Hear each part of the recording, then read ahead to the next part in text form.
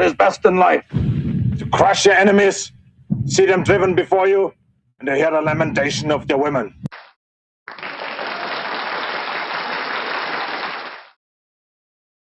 All right. What is it? Sunday? Is it Sunday night? It's Sunday night. Sunday Night Radio Baloney Live. I'm your host, Richie Baloney. How's everybody doing out there? Who we got? We got Rosie, Trudeau Survivor in the chat, Spambot, Ottawa. Good to see you guys. All right. So let's get to the menu, see what we're going to be talking about tonight. We'll just go through it really quickly, get back to the chat, dole out some good karma, of course, and then we'll go through the stories in detail. All right. So first off, Trump is saying he's going to be releasing some UFO info, and who doesn't love it? Like, I'm not expecting anything special or even particularly interesting, but who doesn't love it? Just the promise of something related to UFOs and aliens and all that kind of stuff. More, forevermore. What else we got? We're going to be talking about, here's Tim Burchett talking about what he thinks the prospects are for the SAVE Act. And we're going to go through the SAVE Act just to remind everybody just exactly what the heck it is.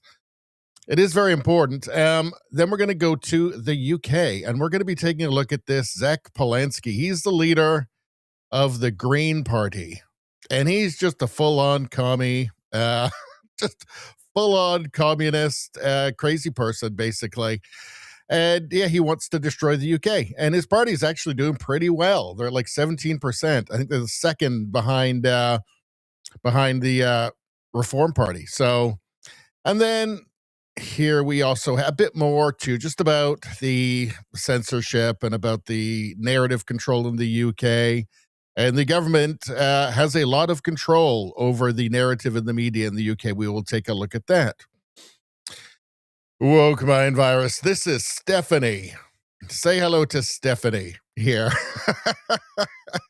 So this is somebody in it's the Minority Inspector of Elections of Wiconisco Township, Pennsylvania. This is real. We're going to take a look at that. It's a bit silly, I think, very silly. Then what do we have? We have Mark Carney. Mark Carney has put out a 10-minute video that, of course, the CTV ran just as free advertising for him. We're going to take a look at this. And the man just never stops lying. I'm just going to say that now. What else we got? Hold on. We're going to have Pierre Poilievre responding from the conservative perspective. And not that his message ever gets out in the mainstream media. The mainstream media's job is not to inform the public. It is to manipulate the public. But anyway, I think it's important to go to. Then we're going to have a meme review. Meme review. They're fun. Everybody loves those. All right. And then we have RFK Jr. and Joe Rogan here. Maha, I guess a part of that is allowing people to do trials for hallucinogenics to treat things like PTSD, which seems pretty reasonable. I've got a couple of things here, a couple of papers that we can take a look at, and it seems very promising. It doesn't seem to be anything wrong with this idea. I'm sure the left hates it just because it's Trump, but what are you going to do? Let's see. Then we have got the last tab of the evening, the last bookmark, which is a bunch of garbage that you guys sent in. That we're going to take a look at. It's actually a bunch of good stuff. Some of it's from me, but most of it's from you guys. Got some Bill Maher in there. We got some fun stuff. I think what we're going to do, we're going to start cutting off the YouTube version of the stream early again, like we used to do, so that we can go through some of this stuff without having to worry about just the totally broken copyright system on YouTube. So, yeah, I think we'll call it early, a little bit early, not the whole thing, maybe just for this last bookmark, but we're going to cut that off on YouTube and we'll just keep going on Rumble, Locals, and X for that. And I don't want to do that. It's just that YouTube is forcing my hand. Look at that dog jumping there. Look at that dog jumping there. What kind of dog is that? Is that like one of those, looks like a pit bull kind of dog?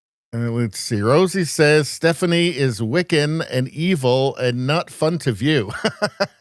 How about that sharpshooter teacher video instead of Stephanie? We're going to have to do it. We have to honor our ancestors by documenting all of this. Denny, how you doing? Good to see you. All right.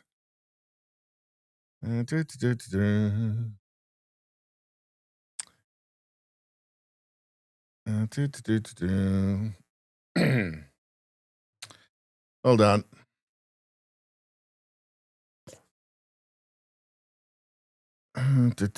Rosie says, Richie, let me know when you're ready for my escape idea. I guess anytime, I guess.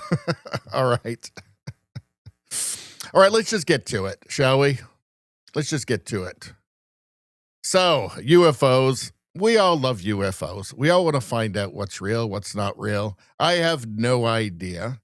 Here you've got Trump saying that he's told Pete Hegseth to release a bunch of information about UFOs.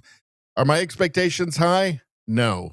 But please do. Please do it just as much as possible. Again, it's fascinating stuff. Am I expecting anything real? Like, something, am I expecting anything really tangible about any of this? Right? They're going to reveal like an alien spaceship they've got? No. But I still want to hear. As you remember, I recently directed the Secretary of War. How good is Pete Hegseth doing, by the way?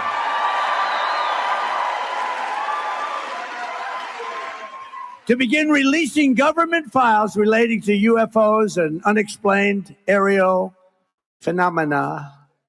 And I figured this was a good crowd because I know you people, you're really into that. I don't know if I am, but so I'm pleased to report today. I thought I'd save it for this crowd because you're a little bit out there, a little bit.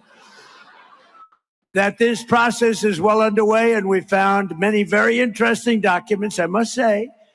And the first releases will begin very, very soon. As you remember, I recently directed the... So, yeah, please do. Am I expecting much? No, I'm not. But this is from the Rapid Response 47 official White House Rapid Response account. Will it just lead to more questions? Yeah. Will it answer any questions? Probably not. Tim Burchett says, thank you for keeping your word to me, Donald Trump. So Tim Burchett's been knee deep in this UFO stuff for a while now. I mean, let's go see this. What did he say here? It's from April 1st. Let's take a look. He's talking about Matt Gaetz claiming the military is breeding aliens and humans, which that sounds a little out there. I don't have the tinfoil hat on just yet, Congressman, but I'm wondering, kind of how you react to that, because you are connected. You're on the UFO subcommittee. I mean, I'm just wondering what you make of that. Have you heard anything like that? Well, I'm still a member of Congress, so I can't really comment too much on what Matt said. But I will say this. Wait, seriously? Are you being serious, or is that tongue in cheek? I'm being 100% serious. Okay. I've been 100% serious. I've been briefed by just about every alphabet agency there is. And I'll just tell you this. If they would release the things that I've seen, you would stay up. You'd be up at night worrying about or thinking about this stuff. We just need to disclose it all. I'm sick of it. Well, I was briefed. I'll just tell you this. I was briefed last week on an issue, 2 weeks ago. And it would have set the earth on. This country would have come unglued, I think, if they would have heard all that I heard. They would demand answers. And we need to. But, it's never going to get, unfortunately, it just keeps getting covered up. And the people that know are dying or disappearing, as the case may be. On that note, at Disinferno, put into the chat over on YouTube, hear about Amy Elkridge. And I believe that's another scientist that's gone missing, right? That's another scientist. So maybe tomorrow for the Rumble stream, what we'll do is for the premium Rumble stream, for channel members on Rumble and for premium members on Rumble, maybe what we'll do is we'll just do like a real-time deep dive into all of these scientists, find out who they are, what they were doing, and try and spend like an hour just trying to put it all together, right? And really look into it. Maybe we'll do that tomorrow night if you guys want to do that. That would be fun. But anyway, let's continue here.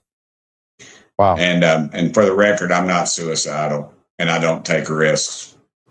So, I'm glad you said that. I'm speechless, Congressman. We will have you back. You should be. And I told the president, release it all. And the problem is the people that are around the president don't know and the president doesn't know the questions to ask. A few of us are going to have to get with the president and tell him what he needs to ask and where he needs to look. I mean, we're in meetings and they give addresses and tell locations of items, I'll just say. And the public has a right to know, dadgummit. It's your tax dollars. Absolutely. Let's get it out there. You got my attention, Congressman. I appreciate you being as forthcoming as you have been tonight. And we look forward to having you back. Look, I know Donald Trump wants to disclose something. He hasn't done it yet, but I think he wants to be the president to do that. Tim Burchett, thank you. He does. Well, now he's saying he's going to do it, but I just have to wonder. So, I mean, if it really is stuff that would be so shocking that it would keep you up at night, wouldn't that be super, super, super top secret? Like, how would Tim Burchett ever hear about that? And how would Matt Gaetz hear about human alien hybrid breeding? Right? Like, that's the only thing. It kind of feels like, I just wonder if perhaps maybe there's not some kind of like psyops going on. They feed fake information, maybe for distraction or to try and, I don't know, set out a red herring for, foreign adversaries, espionage targets, that sort of thing. I don't know. The stuff he's talking about, it seems like it would be so secret that it would never get near him. So I don't know. The whole thing is very strange, but I'm certainly looking forward to hearing what gets released, to what Hegseth there releases. Again, I don't have massive expectations on it. It will probably just lead to more questions that won't answer any, but still, it's aliens. Gimme, gimme, gimme. All right. Let's see. And actually, let me get rid of, I got so many tabs up here. I don't need that one anymore. Let's get rid of that one. Let's see what you guys are saying. Let's see. So, yeah, Disinferno, Amy Elkridge, that's the latest one, right? That's the latest scientist that's disappeared. Again, let's on the Rumble stream, the Rumble exclusive stream tomorrow, let's go over all this stuff. Let's do like a real-time dive into it. Like, we'll live fact check it, right? We'll do a live fact check.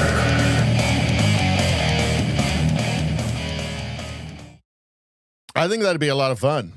I think we should do that tomorrow. In fact, we're going to do that tomorrow. That's going to be our stream tomorrow. Our Rumble exclusive stream. Let's see. Trudeau's Forever says the UFO files are on Pam Bondi's desk right now. Ottawa James says it's so conspiracy, bro. Yeah, I think you're rather correct on that. Yes. I don't know. I don't know. Again, I just, if they had really truly mind-blowing things that would keep you awake at night, I just have a hard time believing they would share that with anybody, like anybody outside of a very small circle. And I don't think it would get to congressmen.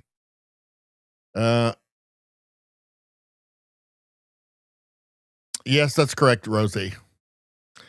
Let's see. Since they are orphans, tell them you have found someone to adopt them. No, they're not going anywhere. Like, the reason I moved back here is to be closer to my family, especially my parents, as they're getting older now. Right? And they're not going anywhere. So, I got to be here for them. So, right now I'm 10 minutes away if they need me. So, that's it. Let's see. Rosie's offering, Rosie and her husband are offering to adopt the entire family. May lead to some confusion with your father, brother, sister, mother, but rumor has it you may fit in well in Tennessee with that. Maybe, I guess. I don't know. We'll see. We'll see how fast we get run out of the country by the lunatics who are running it right now. All right, shall we move to the next issue, the next topic? What do we got? All right, so here's Tim Burchett here. And he's telling us what he thinks is really going on with the Save America Act, what its prospects are. And before we get there, let's just do a quick refresher. What is it exactly? So, because I know you guys know, but maybe somebody doesn't know. So, Safeguard American Voter Eligibility Act, or the SAVE Act, or the Save America Act, it's also called as well. This is from the website for Congress, congress.gov. Says here, this bill requires individuals to provide documentary proof of U.S. citizenship when registering to vote in federal elections. This is just the bare basics in any other country. It baffles me that this would be in any way controversial. How could it be? I mean, it's basic election security. Specifically, the bill prohibits states from accepting and processing an application to register to vote in a federal election unless the applicant presents documentary proof of U.S. citizenship. Again, this is just the bare basics here. The bill specifies what documents are considered acceptable proof of U.S. citizenship, such as identification that complies with the Real ID Act of 2005 that indicates U.S. citizenship. Further, the bill, 1, prohibits states from registering an individual to vote in a federal election unless, at the time the individual applies to register to vote, the individual provides documentary proof of U.S. citizenship, and 2, requires states to establish an alternative process under which an applicant may submit other evidence to demonstrate U.S. citizenship. So just to make it that much easier. Again, this is just the norm. Like these kind of basic levels of election integrity are just the norm in any other country. Each state must take affirmative steps on an ongoing basis to ensure that only U.S. citizens are registered to vote, which shall include establishing a program to identify individuals who are not U.S. citizens using information supplied by certain sources. States must remove non-citizens from their official lists of eligible voters. I mean, how can this be in any way controversial? So take people, right, who are not eligible to vote off official lists of eligible voters. How can that be? So don't have people who can't vote on the official lists of eligible voters. How can that be controversial? Look, it's the most basic election integrity stuff you can imagine, and this would not be controversial in any other country. I mean, there's only one reason you might think that somebody would be against this, right? Just this basic level of election integrity. And that reason might be because they want to cheat, I think. I don't really see what other reason. Hold on a second. Oh,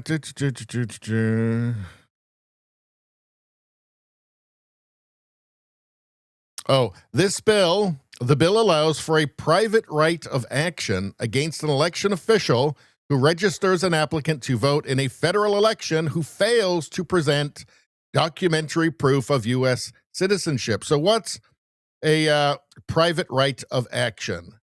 Let's take a look. A private right of action is a legal provision that allows private individuals or organizations rather than government agencies to sue another party in court for violating a specific law, such as for data breaches, anti-competitive behavior, or spam.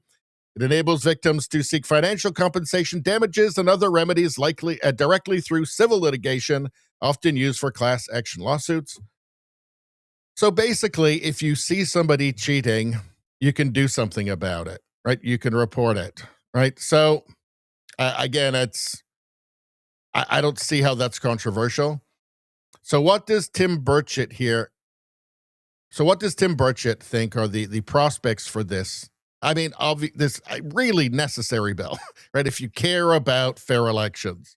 Let's take a look. Hey, everybody, Tim Burchett.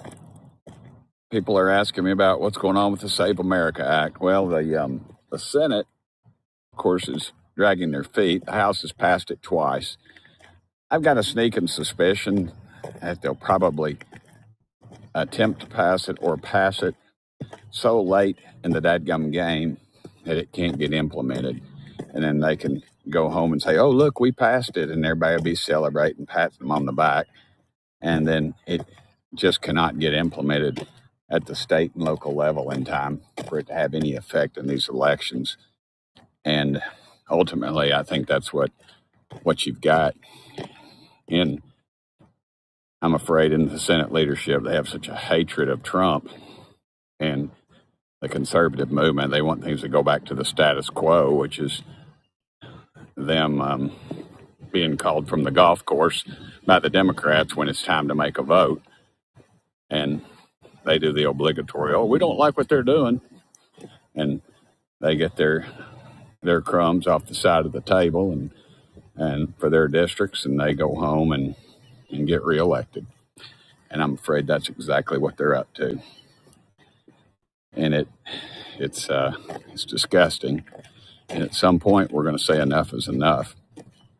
And we're going to start electing people with some guts that are going to do something, aren't just going to sit around. America's tired of hearings. They're tired of pontificating. They're tired of being talked down to. So there's an issue that's across the board, something like 80% approval, and yet you can't even get it to a vote in the Senate. I just don't buy it, folks. Anyway, let's keep fighting. Let's pray for our country. Thank y'all for sending me here. It is vile, isn't it?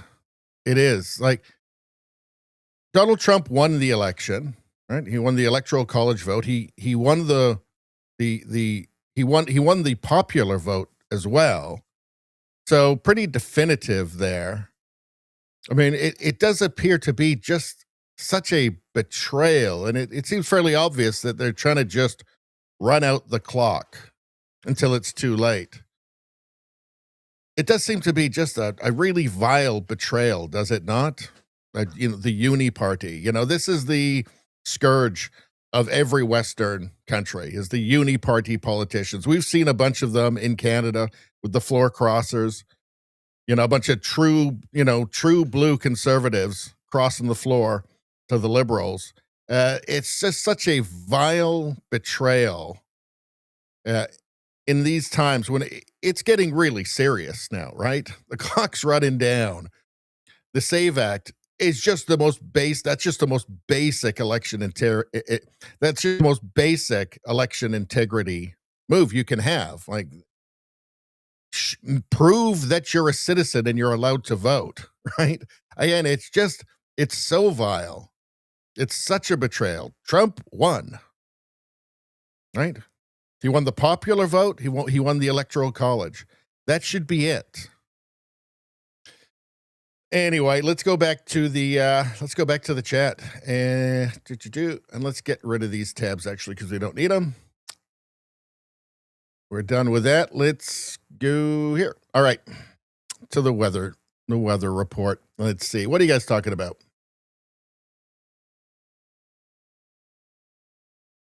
Let's see. Spambot got like number 4. That's 3 good karmas. Boom.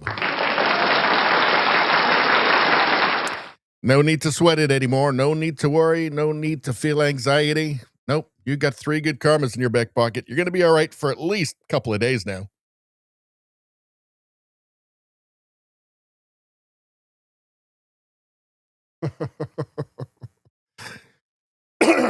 Well, Rosie, I mean, it would be fun to meet Tim Burchett. He seems like a hell of a guy.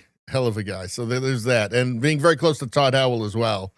Well, you know how we feel about Todd Howell on this channel, obviously. Very, very important, man. Can you believe anybody could have ever doubted Todd Howell? Can you believe that? I mean, how shocking. How shocking. There's a person out there who admits it as well, admits it publicly to having had doubt about Todd Howell of all people, right? I mean, it's just that I find that just beyond belief. I mean, we're talking Todd Howell, WBIR, East Tennessee, Channel 10, 32 years on the weather beat. Shocking. So the word on the street is Todd Howell, 30 years at Channel 10. Do you know how hard that is to believe? I just can't wrap my head around it, as we say in the business. But it's been a great 30 years. I can remember, like it was yesterday, when Todd Howell gave his first weather forecast and said, up here in Texas, I finally figured out where Texas was. So, but I thought maybe this isn't for him. But turns out it was. Turns out it was indeed. What a jackass that guy is. Just living forever in infamy. Don't you dare question Todd Howell. All right. Also, I can't talk anymore. That's a problem I've got for doing a live stream. All right. Let's see. Rosie says, no chance to elect good people until election interference is fixed. Well, it's not like Trump won in 2024, right? Now it was different. You didn't have all of the mail-in voting, and there were states that had made some changes from 2020, but so it's not like, Trump did win in 2024, right? But it seems like the Democrats are constantly trying to come up with new ways of cheating, I guess, cheating. So I don't know. It just seems like the simplest thing in the world. Just prove that you're able to vote. How anybody could be against that? The only explanation is they want to cheat, as far as I'm concerned. Ottawa James says, I wonder if Canada's elections are rigged too. I haven't seen anything to suggest that. Would I be shocked and surprised if it were true? No, to be honest. But I haven't seen anything where I could say that they are at this point, definitively. Anyway, let's see. I mean, we do have to show ID to vote, so we've got that down. Let's see. Rosie says only 2 hours from the Biltmore House, the beautiful Biltmore House. Oh, dear. It is so tempting. Let's see. The Liberal primary must have been rigged. Carney getting 86% of the vote, Trudeau Survivor says. I don't really. There were actually some very odd numbers in that Liberal primary. But also, I mean, they'd been subjected to, and they're the Liberal voters are obviously the most affected by the propaganda machine in Canada. So when you think of it that way, I mean, look, after the last election, I stopped giving Canadian voters the benefit of the doubt. All right, let's go here. What's going on here? So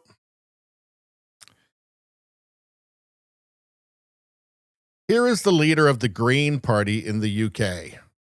And he's talking about the far right, and he suggests that some people are so toxic, they would have to build a society without them. What does he mean by that? What could a communist mean by that? I wonder. Before we watch him here, let's go here. Let's take a look at the polls. Green Party's no joke in the UK right now, 17%, right? So tied with the Conservatives, 17%. Reform is at 24%. You've got Labour at 16, Lib Dems at 11, then Restore Britain at 4%. So Restore Britain is a kind of an insurgent right-wing party in the UK. It'll be interesting to see what they can accomplish. I think they're the best party. They're run by Rupert Lowe, who I like quite a bit.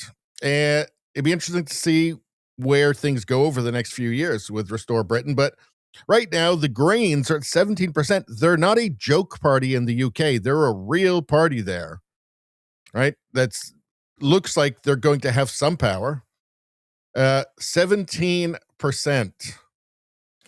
So let's see how it's. So let's hear from the leader, Zach Palensky.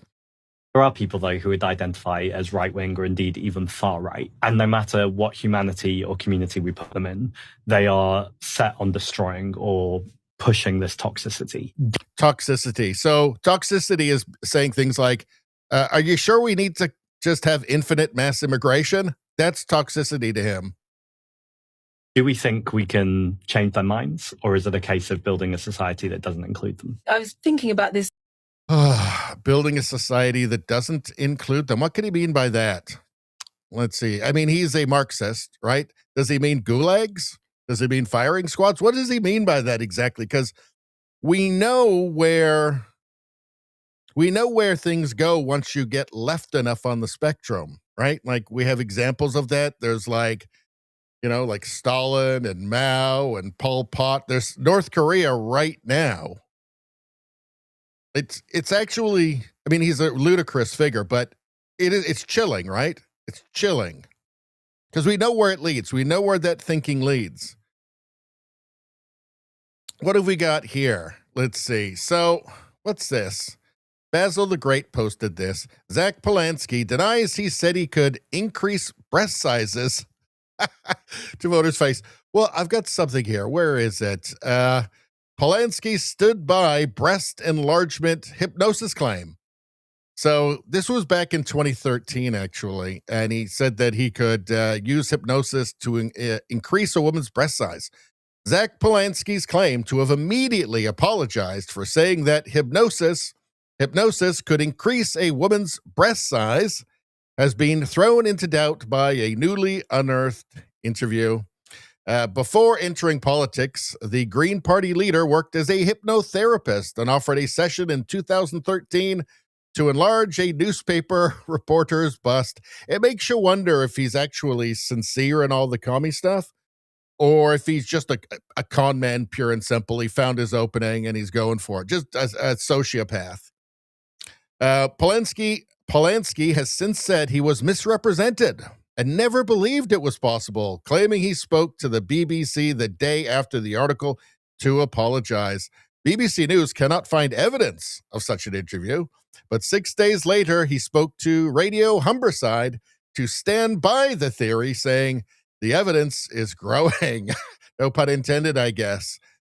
So he clearly lied to the...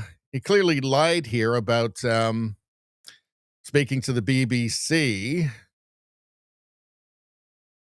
Yeah, he clearly lied about this part here where he said he was misrepresented and never believed it was possible, claiming he spoke to the BBC the day after the article. So it seems like he's lying about that. Starting to sound like maybe the whole con man thing is becoming a little bit more reasonable.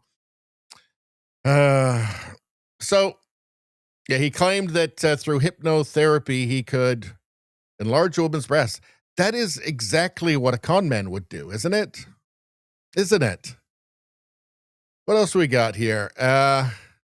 Green Party plans to reduce the speed limit on Britain's motorways to 55 miles per hour under Zach Palensky's war on motorists. So how is that popular? Reducing the speed limit on motorways? How is that a popular position? The Green Party wants to reduce the speed limit on Britain's motorways to just 55 miles per hour under Zach Palensky's plans to wage a war on motorists. Taxes on driving would be increased incrementally, while parking spaces would be steadily reduced in a bid to drive people from the roads. Newly unearthed proposals show. The policies seen by the Daily Mail also state that motorists would be forced to retake their driving test as often as every 5 years, as car driving is not a right, but a privilege. They're always the same, these people. Always the same. Want to interfere in every part of a person's life and just make their lives more difficult for their because of their ideology, because everybody has to live the way they want them to. Always the same. Always the same. This is actually what equity is, right? This is what equity is. Life has to suck equally for everybody. What else we got here? So, yeah, here's denying to a voter's face that he said that, which apparently he did, say that he could increase a woman's breasts with hypnosis. What does that say about you? First thing I say is I've never made my... Well, you worked on Harley Street. You said that you could hypnotise people to make their breasts bigger. No, you said it twice. I've heard the BBC thing. Martin, I've heard the BBC thing.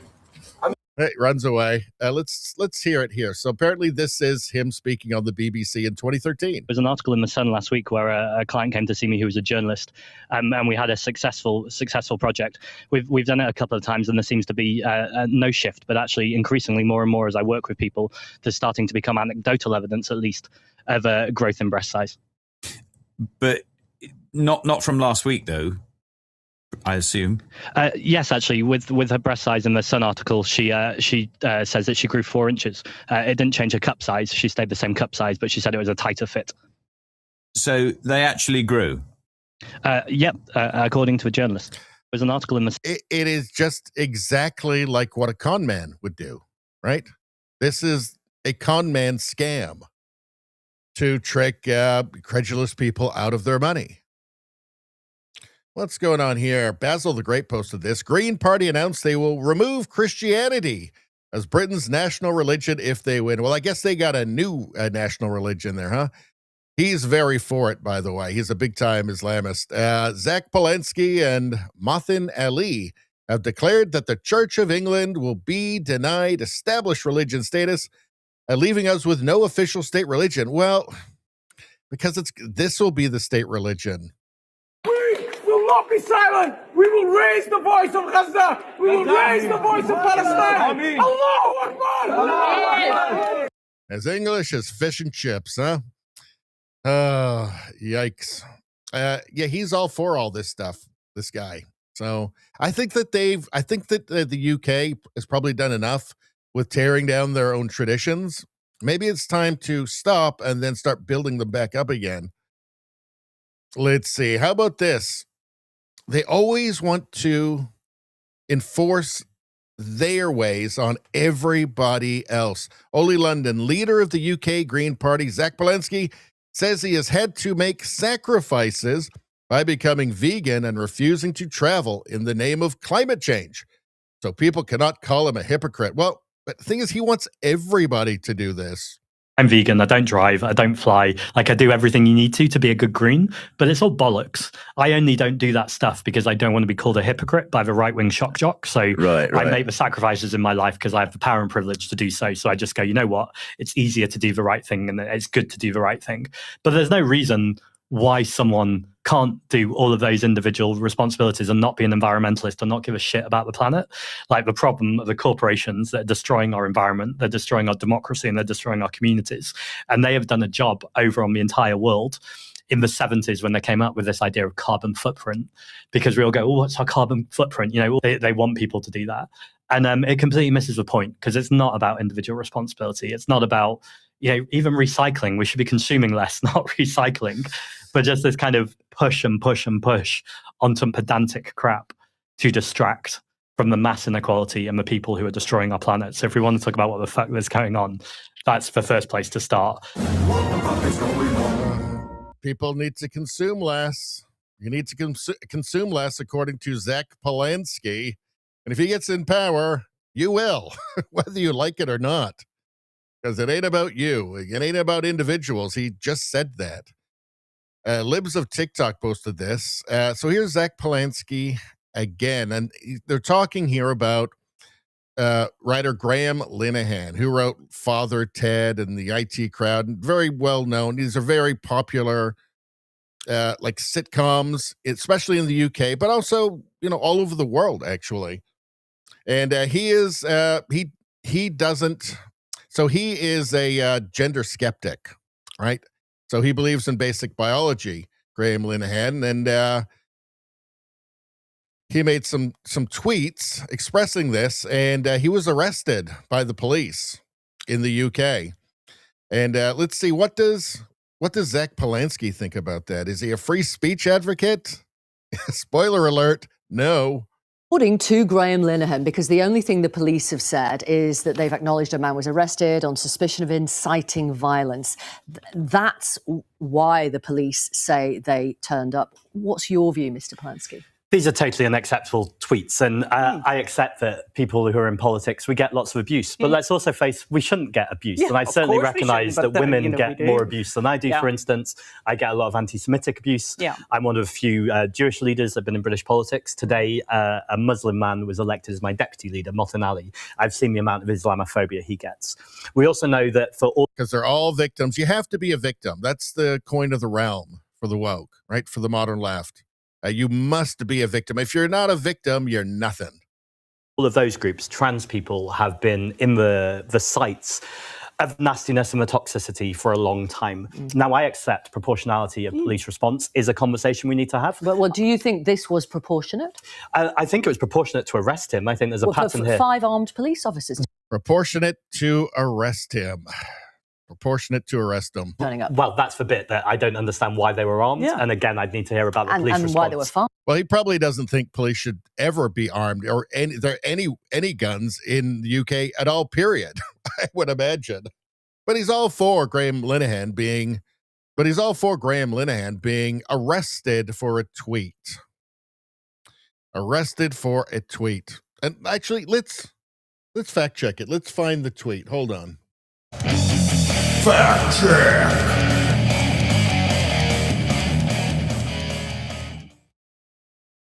Hold on. Give me 1 second. Hopefully we can find this really fast.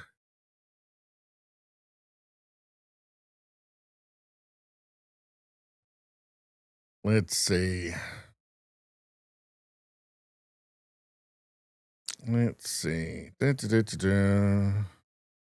Hold on. Where can we find it? Where can we find it? I think we do need to find it. So, hold on.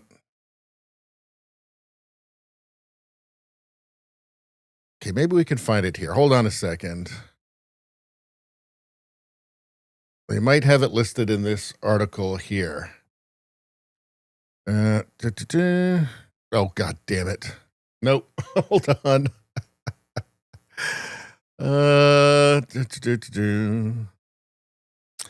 Okay. I'm going to ask Grok.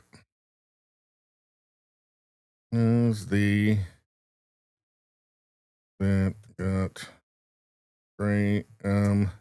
Linehan arrested. Everybody start working on your PhD thesis. Start working on your epic poetry. Let's see. All right, so this is what got him arrested. If a trans-identified male is in a female-only space, he is committing a violent, abusive act. Make a scene, call the cops, and if all else fails, punch him in the balls.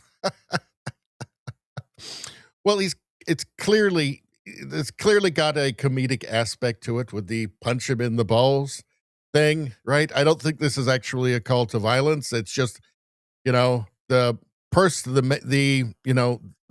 in the women's only space, has balls, right? So, yeah, that's what got him arrested, if you can believe it. That's so dystopian and authoritarian it's getting over there. And of course, he's all for him getting arrested, right? We didn't hear whether or not he'd like a life sentence or maybe just, 10 years hard labor. Probably somewhere along those lines, and definitely into one of the gulags that he'll make definitely one of the gulags that he'll construct if he ever becomes prime minister. What a terrifying day that would be. This guy becoming prime minister. Wow. Okay. Let's go back to the chat. What are we, 51 minutes in? Let's see.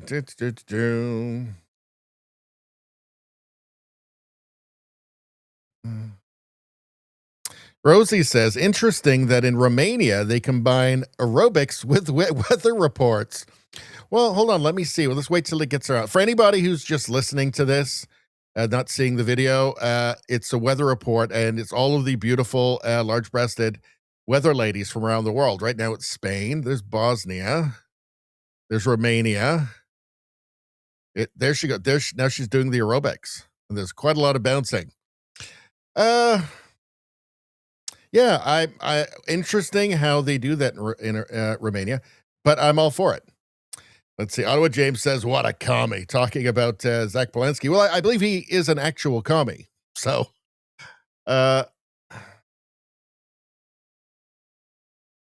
Rosie says, new driving laws are just to find new ways to tax. Yeah, or to try and, hopefully, stop people from driving, deny people, the ability to drive. Ottawa James says, yeah, that's commie. The guy's a commie. Rosie says, did he say the corporations or the Muslims are destroying their country? Corporations. He doesn't like corporations, but apparently he does like Sharia law. Let's see. Kick them in the balls. Yes. Let's see. Rosie washed every car in the neighborhood while I was doing that fact check there. Good. That's what I do it for. Because people need to be outside. You can't just be in front of the computer all the time. Let's see. Wax them too, Rosie says. Painted everyone's shutters. Nice. Izzy, like number 7. That's 1.5 good karma right there. Boom. Boom. Canuck 6-stringer. Lucky 7 like. Woohoo. Well, are you fighting? You have to fight. If you both think you got number 7, you have to fight. Fight to the death, actually. And send in the video, and I'll play it. Let's see. Everybody gets a 1.5 that claims they got 7. Let's just do that. It's just better. It's less violent that way. Let's see. No weather in Iran. Iran doesn't have one. They bust the weather girl, apparently, for some reason. Radio Streamer says it says 7 for him too. What the fuck is going on? 1.5 for you. Let's see. All right. Let's move on. What are we doing now? So, all right. Libs of TikTok says this is Stephanie Fritsch. He's now the minority inspector of elections of Wiconisco Township, Pennsylvania. This is real. Is it real, though? The Philadelphia Inquirer, Stephanie and Billie Jean, living transgender in rural Pennsylvania. Approximately 16% of America's transgender population lives in rural areas. That's so interesting. Why would that be? Maybe it's, I think there's a lot of them are just middle-aged men, and maybe that's why. I don't know. But, wow. Clouds as dark as anthracite crested a mountain and, oh, God. You're not writing the great American novel here. Spare us, please. Stephanie stood in front of her front porch, taking in the beauty. Her pink hair whipped around in the wind. This is real Appalachian thunderstorm, she said. Welcome to rural Pennsylvania, and that's her right there. It really has just become such an absurd farce. I mean, not even trying, right? Not even trying. That's just an old guy. The world has just become so utterly ludicrous. This weird fantasy world that's been built by the media. Let's go back. So here is Stephanie Fritsch here. I guess all dolled up, right? Dolled up. Let's take a look.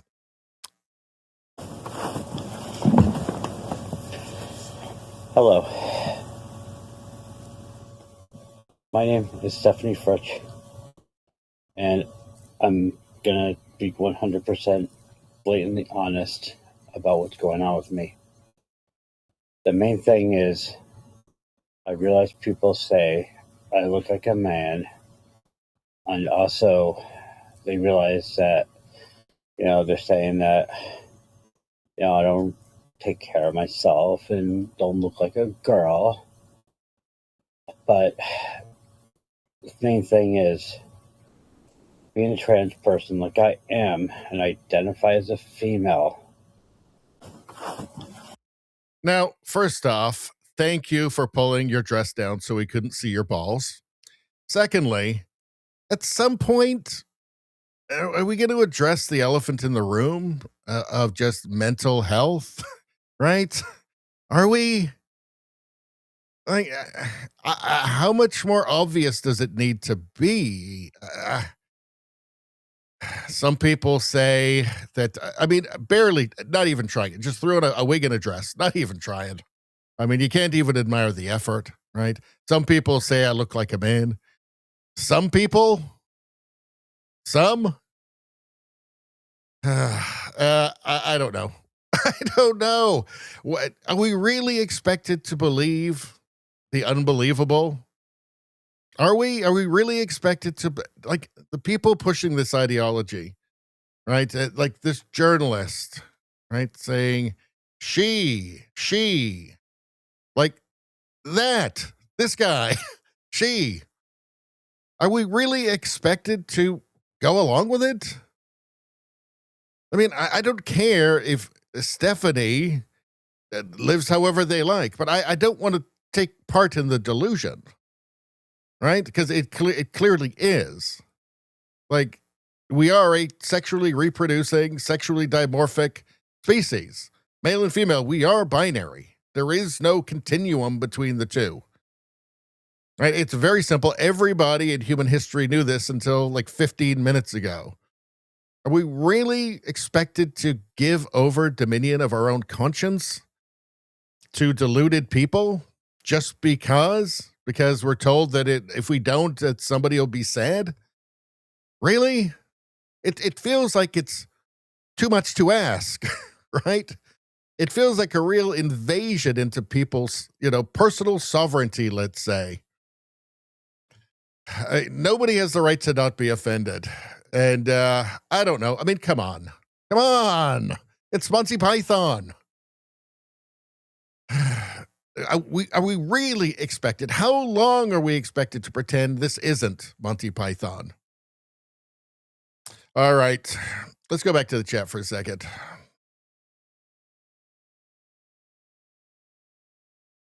Let's see.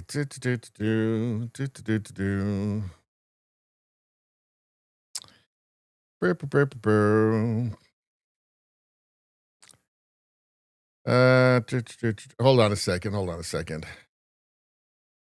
All right, I'm just trying to find the space again. All right.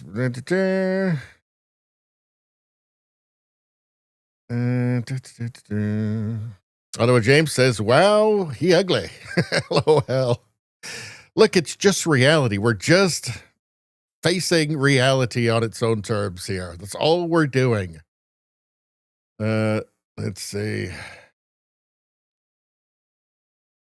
Radio Streamer says, I came to hate commies and chew gum, and I'm all out of gum. My commie-hating, ass-kicking gum. Cinnamon. All right. Well, don't run out of that. You're going to need it in these times. Let's see. Let me check the ad read. See if there's anything fun for me to do. Anything good? Not really. No. Let's see. Radio Streamer says, by some people, he means anyone that is not blind. Izzy says, I was thinking it went too far when the U.S. had a general in charge of nuclear crap stealing luggage from airports. Well, it wasn't a general. It was the weird one that liked to do the puppy thing with like the people dress up as dogs and was like wearing dresses, but was a dude and was stealing women's luggage at airports, I guess, for their clothing. I feel like there were some red flags before the luggage thefts even started.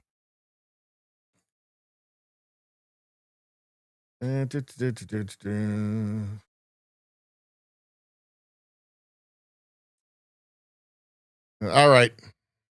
Let's keep going, shall we? Let's keep going. What do we got next? We did that one. We did that one. All right. From Ryan Garrettson posted this. This is a 10-minute clip. We're not going to do the whole thing, but a 10-minute clip of Mark Carney addressing the nation.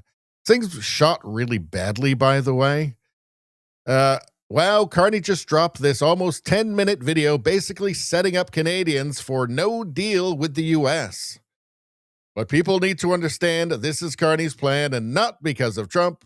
He is putting millions of jobs and countless businesses at risk to satisfy his agenda. Well, it's a net zero finance agenda. Let's take a look. Forces can sometimes seem overwhelming. My previous jobs at the Bank of Canada and the Bank of England was part of my duties to make regular public reports on what we were doing to manage the economy. And I remember during the financial crisis, when there was a real risk of panic, I developed a practice called forward guidance. No, you didn't. You didn't develop it. Let's see. Forward guidance originated primarily with the Federal Reserve, pioneered by Chair Alan Greenspan in August 2013. By adding a sentence to the FOMC statement promising low rates for a considerable period. But anyway, the point is, no, you didn't. You didn't come up with it. You didn't create it. You didn't invent it, right? Alan Greenspan, forward guidance. This was a central bank thing. Way before Carney is talking about here. So just every word out of this guy's mouth is a lie. Forces can sometimes seem overwhelming. My previous jobs at the Bank of Canada and the Bank of England was part of my duties to make regular public reports on what we were doing to manage the economy. And I remember during the financial crisis, when there was a real risk of panic, I developed a practice called forward guidance. It was designed to assure people that however difficult the situation seemed on any given day, that we were acting, and importantly, that we would continue to act with overwhelming force against our problems until they were solved. And that's the spirit I'm talking to you about today. Security can't be achieved by ignoring the obvious or downplaying the very real threats that we Canadians face. I promise you, I will never sugarcoat our challenges. Instead, I will talk with you directly and regularly about our plan, why we're doing what we're doing, what's working. See, this is so that when people notice that his plan is making everybody poorer and the country worse and more dangerous and with worse health care and worse everything, he can come on to just assure everybody that it's actually fine, it's going great, and he's got a plan. And don't forget, Orange Man bad, Orange Man evil, and he's the source of all your problems, not me, Mark Carney, definitely not me. That's what this is about. What isn't? And what we're going to do next. So here's the current situation. The world, as I said earlier, is more dangerous and divided. He can't open his mouth without saying the world is more dangerous and divided. This is part of a strategy on his part, part of a political strategy on his part, right? To trick Canadians into thinking that he's the savior of the country. Everything's really scary, but he's a good guy and he's going to protect everyone. He keeps saying it over and over again. The next time I hear it out of his mouth, I'm going to throw up. Has fundamentally changed its approach to trade, raising its tariffs to levels last seen during the Great Depression. Many of our former strengths, based on our close ties to America, have become our weaknesses that we must correct. Workers. This is insane. We're going to wake up every day. As long as Canada exists, we're going to wake up every day and we're going to be right next door to the largest economy in the world, the country that every other country wants to sell to. Okay. We're going to be right there. We're still going to have all those roads and railways and everything. They're just perfect for trade. And the United States will still be protecting us with its military. Canada will still be reliant on the United States for its own national security, right? These are just realities. We will still have an ocean on one side, another giant ocean on the other side, and a frozen wasteland to the north, okay? Our destiny is tied in with the United States. Presidents don't last forever either, right? Trump's going to be gone. in 2.5 years, right? So this doom and gloom and this fear mongering from Carney is just a tool. This is just a tool he's using, right? To continue to not negotiate trade with the United States, to sabotage the process. The U.S. is saying there's been no meaningful talks since October for a country that sends 75-80% of its goods to the United States. That's insane, right? That's like an intentional sabotage. We've got the review for the USMCA or Kuzma coming up in just a few months. Things are getting really serious. But Mark Carney wants you to know the world is dangerous and divided, and the United States is our enemy now forever. Let's, again, it's just actually dangerous and demented talk. Let's continue. In our industries most affected by U.S. tariffs, in autos, in steel, in lumber, are under threat. Businesses are holding. Mark Carney said he'd have it all sorted out by July last year. And as of October, he's just not even talking to them anymore. Right? He was elected on dealing with trade. So either he's failed or he's sabotaged it. But he hasn't succeeded in any case. He hasn't succeeded in his election pledge. Let's continue. Back investments, restrained by the pall of uncertainty that's hanging over all of us. The U.S. has changed, and we must respond. Canada Strong is our plan to build Canada by Canadians for Canadians. It will attract new investment so we can. Whenever he says his plan, something about a plan to build Canada, just substitute Brookfield for Canada, because that's what it's really about. Build more for ourselves, striking new partnerships abroad so we can sell into new markets. And by the way, for a guy who's warning Canada about a dangerous divided world and our relationship with the States will never be the same again, and the United States is evil and blah, blah, blah. Let's see. He moved right before he became prime minister. He moved the Brookfield headquarters, his company, he moved them to New York. His family lives in the States. Okay. He went to school and worked in the States. 90% of his investments are in the States. He didn't sell all of those. He can lecture us. He can talk to Canadians about how, people aren't buying. He's so proud of Canadians for not buying like California wine. Well, can you say that when 90% of your investments are in the States? You didn't divest yourself of those, did you? So maybe he's not so anti-U.S. as he makes out. Maybe that's just for the peons. It's about taking back control of our security, our borders, and our future. There are some who say there's no need for a comprehensive plan. They believe we should wait it out in the hope that the United States will return to normal, that the good old days will come back. This fantasy that there's like this alternative where all of a sudden all the Pacific Ocean, the Atlantic Ocean don't exist. We don't have a giant wasteland to the north of us, right? The whole world is clamoring for our non-energy products. Yeah, the world does want stuff from us. It wants energy. It wants oil. It wants natural gas. We're not going to be upping our capacity to sell it to them under Mark Carney. That much is clear at this point, right? There's not going to be any pipeline to the east under him. There's not going to be a pipeline to northern British Columbia. So, I'm afraid there's only so many, cartons of maple syrup we can sell to, Trinidad, Tobago. Yeah, there is no alternative. We have to sort our trade disputes with the United States. And in fact, he was elected to do that.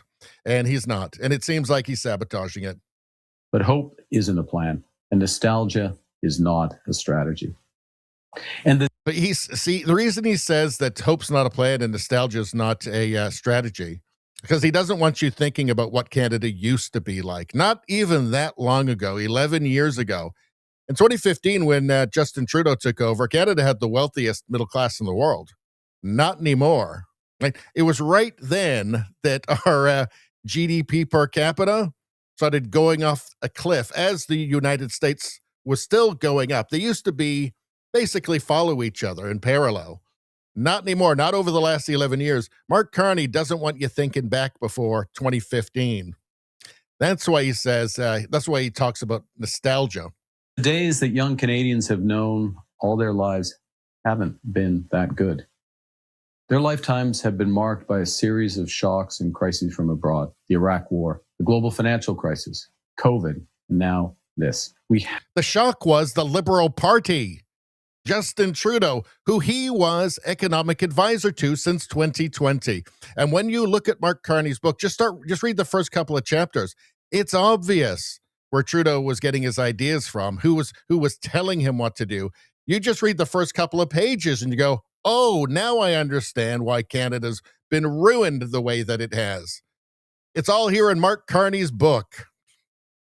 Have to take care of ourselves because we can't rely on one foreign partner. We can't control the disruption coming from our neighbors. We can't bet our future on the hope that it will suddenly stop.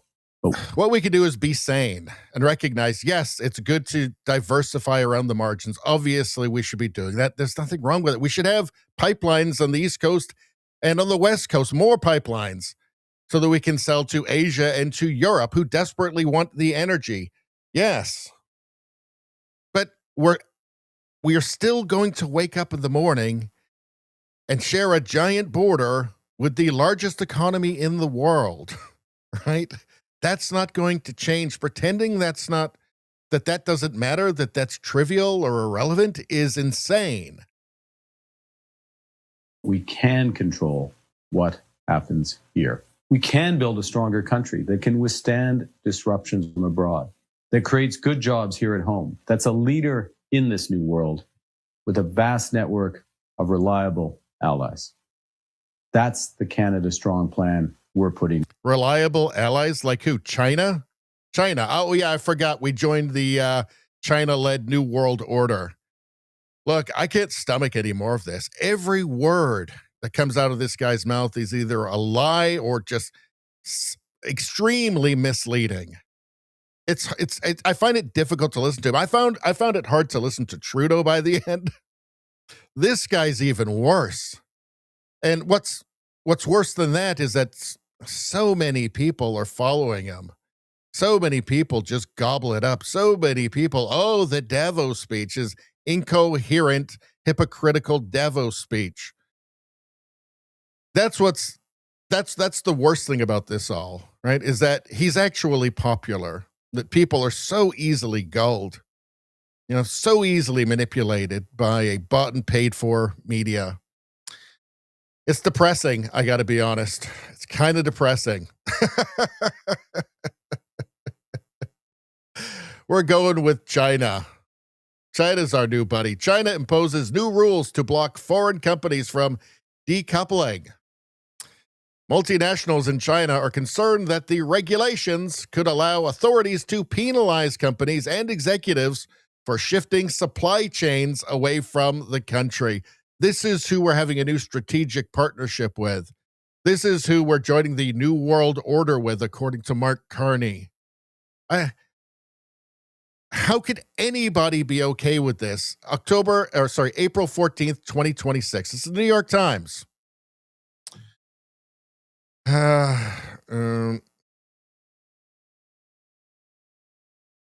Foreign business groups expressed strong concern about the vaguely worded rules, which took effect when Premier Li Qiang signed them last Tuesday. Analysts warned that the regulations could make it harder for foreign companies to divest from joint ventures in China or shift orders to overseas suppliers. Well, also, too, they just kind of make it disappear if you're inconvenient. This is Mark Carney's strategy, right? Get closer to that. The people who have been interfering, the people who have interfered in like the last 4 elections. Good Lord. But the United States is evil. The United States is our greatest friend, right? And it still is. It's very, very, I find it extremely embarrassing for this language to come out from people. I find it extremely embarrassing for this kind of adversarial language to come out from people whose own national security relies entirely on the United States. Like, there's some perspective for you, right? Like, I'm not saying that we should just allow ourselves to be insulted. I thought that the Trump comments about the governor of Canada and 51st state, I thought that was stupid, and I thought it was totally counterproductive and dumb. And what I said at the time was we should just ignore that, not fight it out in public, not negotiate in public. Just say we're negotiating, we're looking for the best outcome for both countries, and that should have been it. I mean, that wasn't Carney's strategy, right? Carney's strategy worked, actually, and credulous people voted for him. And now he's bought himself a majority. But I don't know. What happened to just pragmatism, right? And just, I get perspective, like recognizing what reality is. How badly do you want to shoot yourself in the foot? How much pain do you really want to feel? Is it really worth it? I contend no, it's not worth it. All right, let's, what else have we got here? So there's Carney saying, I can't stand anymore. All right, we already did that. All right, yeah, we already covered that. We don't need any more. Let's go to the chat for a second. What do we got? What do we got?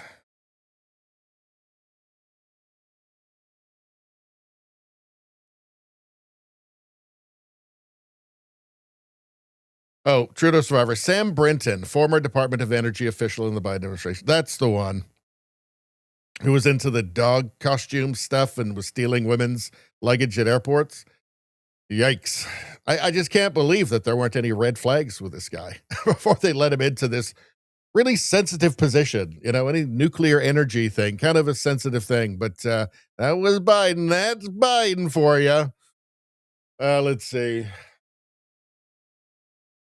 I know what James says of Mark Carney. He's such a liar. Grr. Yes, he is. He's scamming an entire nation. Izzy says the problems he is solving aren't the ones we want solved. Well, he's not solving, he's making worse. He's sabotage. He's a saboteur, as far as I'm concerned. Trudeau survivor, our former strengths are now our weaknesses. Huh? No, being right next door, which like any country in the world would be thrilled with our geographic situation, right? Being right next door to the largest economy on the planet is never a weakness. That is idiotic. Ottawa James says, just dumb. He's saying dumb things for dumb people, right? That he knows will work. Rosie says, the headline, the world is more dangerous and divided. He's just constantly doing, he says that every day. He can't speak without uttering that. And it's, of course, fear-mongering, right? Ottawa James says, not my PM. Let's see. Rosie says, sounds like he does not think he has anything to do with he's just playing the Canadian public, right? Like, this is not an honest broker. Judo Survivor says, it's weird that the camera cut to a close-up shot of him, of his hand wringing. I know I missed that. Mr. Burns, Ottawa James. He is Canada's Mr. Burns. That's true. Let's see. Trudeau survivor, nostalgia is not a strategy. Never thought it was. The point of that is to tell Canadians not to think about a time before the Liberal Party took over in 2015. That's the point of that. Don't remember what it was like, but what Canada was like before then, because Canada was still pretty great back then. Let's see. He's basically saying that's never coming back, and things are going to get worse under me. They don't need to. They don't need to, but for him to achieve his goals, they need to. Izzy says he's a commie globalist maker. I think he's actually more like I think that the globalists like Mark Carney, like Keir Starmer, like Macron, I think they look at China with envy and they lust to have that kind of power. So you've got capitalism with Chinese characteristics, and then totalitarianism. It's basically like kind of like a neo-fascism, right? And that's what he wants. Let's see. I don't know what James says. LOL, Richie, tell us how you really feel. Angry. All right. That's how I really feel. It's sad, just sad for what's happened to this country. What do we got here? Oh, yeah. Okay. So let's talk about media bias in Canada. Let's talk about bias in the bought and paid for corporate media in Canada, the subsidized media in Canada. Here's from Northern Perspective, posted this clip. 30-year media executive just told Parliament the quiet part out loud. Well, let's take a look. So this is Peter Menzies is his name. Mr. Menzies, one of the things that you said in an interview with The Hub, and I'll quote, you said the era of a free, independent, trusted media in Canada is finished. That's quite a bold statement. And so I would like to ask you to explain why you draw this conclusion and what the implications are. Well, the industry is no longer independent. It's largely dependent on government subsidies at the moment. In Quebec, almost 100% of newsrooms between provincial and federal subsidies are done. So the image of independence is gone.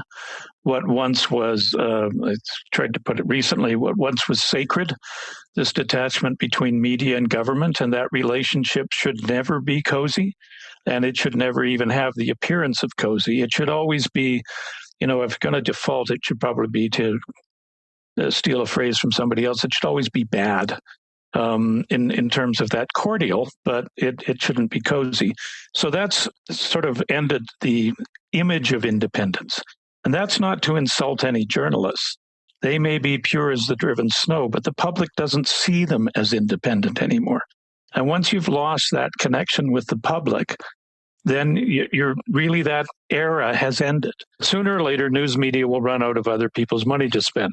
Sooner or later, news media will run out of other people's money to spend. So this is a good time to pause and reflect upon whether current approaches are achieving the desired public good outcomes, what those are, and what those that are experiencing success are doing differently. If the public good is to sustain companies with broken business models, it must be accepted that this tilts the industrial playing field to the disadvantage of those trying to create sustainable, independent, and trusted models. If, on the other hand, the public good the government is trying to support is a nation of well-informed citizens, an entirely fresh approach is needed. Well, there's two factors in the decline of corporate media in Canada. And one is just ideological capture, right? These institutions have been corrupted. And, words like, objectivity, or, having a duty to inform the public, these are no longer in the job description. That's not the job anymore. I think all of them, or the vast majority, except the kind of black, I think almost all of them, except the rare exception, like a Travis Donraj, who's a CBC whistleblower, on their bias there. But the vast majority have bought in to the idea that news is not to inform, it's to shape opinion, it's to manipulate the public into a correct narrative. And the second part is, of course, media subsidies, right? The CBC is almost entirely subsidized by the public, but there's huge subsidies for Global News, CTV, Toronto Star, and many, many other corporate outlets. And obviously, that's going to have a corrupting influence. Obviously, that's going to introduce a perverse incentive to please the people that are paying you, right? I mean, do they want raises? Do they want more? Do they want a career in which they can keep advancing? Well, obviously, there's going to be a corrupting influence there, clearly. And on top of that, it also crowds out independent media that doesn't get funded by the government, right? So it makes it more difficult for any independent news outlet to survive. And then, of course, you add on top of that things like the Online News Act, which resulted in Facebook being which resulted in, Canadian news, all of it, including independent news, which was quite dependent on Facebook, being banned off of Facebook because of government policy. So all of it together is just colluding to, for one thing, keep Canadians ignorant by crowding out independent media, and to just keeping the Canadian public uninformed and, in fact, brainwashed. It's a big social conditioning operation in Canada. It's completely broken, and we are going to have a government at some point that will just cut out the funding and let the market take over. All right. Mr. Menzies. Let's go back. And just some examples here, right? So here's a Scott Reed, who's on CTV all the time. And Cecil Shaw says CTV should be honest with Canadians and include this in Scott Reed's description banner. Let's see. Scott Reed, whose son works for the Liberal Party. Let's see. Jasmine Lane says this. They hated Harper. They hated O'Toole. They hated Scheer. They hate Poilievre. They literally say the same things about every conservative leader. Well, I mentioned something about ideological capture, right? Let's take a look here. Let's take a look at this quality broadcasting we get from CBC. This gives Pierre Poilievre time. Does it? Like, how much time does he get? How much time does he need? And what does he need to do with that time if he is going to get back to the position he was in when Justin Trudeau was still Prime Minister? That's a great question, because he's had a year to figure out what he's got to say since the last election, and he hasn't come up with anything. So I don't know if time helps or it just continues to show that he has no idea how to go to what's next. Oh, my God. You will never hear anything this dismissive of or negative about Mark Carney on this channel. And also, she's just wrong, doesn't have anything to say. Well, I mean, he's got truth, he's got reality. Here's a big, long thread he put out today about Mark Carney, the Mark Carney illusion. He wants to keep Canadians in a state of fear and panic to distract from all of his costly failures at home. The Carney Liberals have given us the worst food inflation, the worst household debt, the worst housing costs, and the only shrinking economy in the G7. He has not repealed a single anti-development law, approved a single pipeline, and housing construction is actually falling. And they do their best to keep this from the Canadian public, right? So they can just keep saying that, oh, he's got nothing to say and blah, blah, blah. How about this? Let's take a look. Here, Rana, and it brings back memories of a better time, a time when our country was affordable and autonomous, and when we were able to stand our own 2 feet as an economy. In fact, that is really the theme of my speech today. We are here today gathered at a time when we're in need of both optimism and realism. In fact, it has been said that optimism without realism is a fantasy. Realism without optimism is surrender. I ask today that we do both of these things. We bring forward optimism for what our country can be and realism about where we are today. See, this is a different message from Mark Carney's. Mark Carney's message of gloom and doom and ruptures and everything's broken and dangerous and divided world, and don't be nostalgic and remember when things were good. It'll never be like that again, right? But, I mean, I guess they just don't like this, so they won't show it.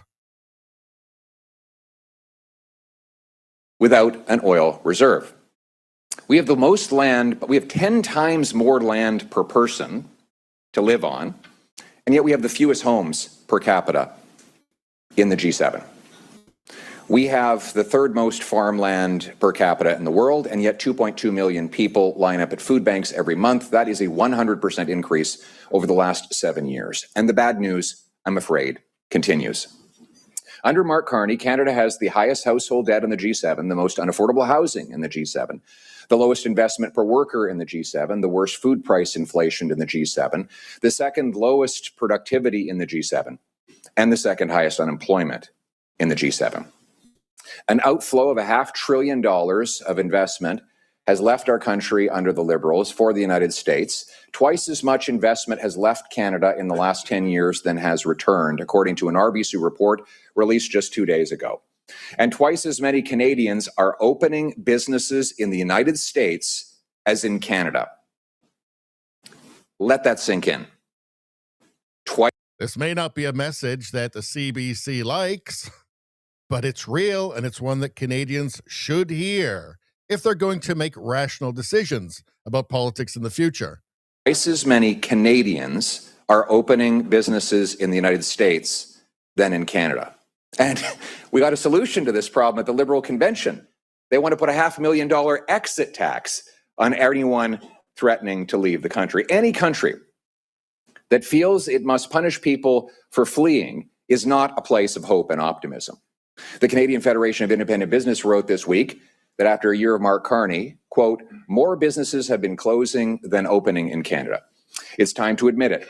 We're in an entrepreneurial drought. High costs, red tape, labor challenges, and never-ending uncertainty discouraging the next generation. Yeah, and what is Pierre Poilievre's solution to this? Do the obvious pragmatic things that always work and will work, right? Like, for one thing, take advantage of our resources. Our energy. The whole world is screaming for energy. Why won't we just give them as much as we possibly can and get rich? Why wouldn't we do that, right? In terms of the States, his message is, we got to get a deal. We got to be real, right? We got to get real about it, right? No fantasies, no delusions. We got to get real, right? And we can do it. His message is actually a hopeful one. Everything is really bad right now because of the policies that Canadians have had to suffer under, right? But it can be fixed. And there's pretty simple, pragmatic solutions to this. Get rid of red tape. Make Canada a business-friendly environment again, right? Basic things. Let's see. No more mass immigration. There's another one. There's a simple fix. This isn't a message that CBC wants to hear, right? So they'll just say instead, oh, he doesn't have a message. He doesn't have anything to say because they don't like what he's saying. And why the hell would he take advice from people who hate him and want him to fail? All right.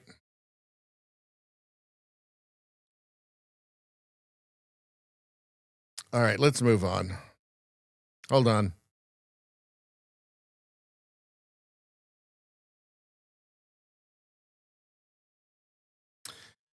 What is his solution? Again, it's just practical, pragmatic stuff that just always works because it's based in reality. That's why conservatives are fighting for an end to wasteful liberal spending. Let us cut corporate welfare, consultants, foreign aid, and handouts to fake refugees. Yeah, that all sounds good. Like, do we really need to be sending millions of dollars for gender-just rice in Vietnam or wherever? I don't think so. Unblock our resources. Simple thing. The Prime Minister has the power to do that. Unleash our entrepreneurs. Great idea, right? Approve pipelines and major projects today. Incentivize municipalities to build homes. Cut the taxes on farmers, truckers, and steelmakers.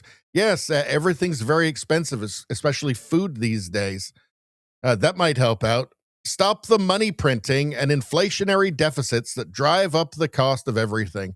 Mark Carney doubled the deficit from where Justin Trudeau left it at. I mean, that's how much of an economic genius Mark Carney is. It's actually shocking. That's the only way we will be strong at home and unbreakable abroad. Again, CBC doesn't like this message, so they'll just say, oh, he doesn't have a message. Because they don't like this. They don't like, solutions based in reality and pragmatism and just the obvious, right? And again, if I were him, I wouldn't be taking advice from people who hate him and want him to fail. All right. Go back to the chat for a second. What are we, an hour and 36 in? Yikes. Let's see. There, Mr. Burns. He's a commie globalist banker.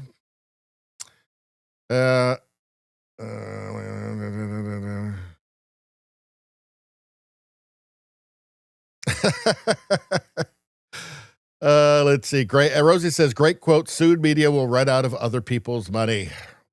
Not as long as Mark Carney's prime minister. Jack, how you doing, Jack? Says, don't listen for weather. I look out the window for opinion. For weather, I look out the window. For opinion, I listen to bums like Radio Baloney, and so on. Well, thank you so much, sir. Let's see. Ottawa James says, Scott Reed has always been a liberal.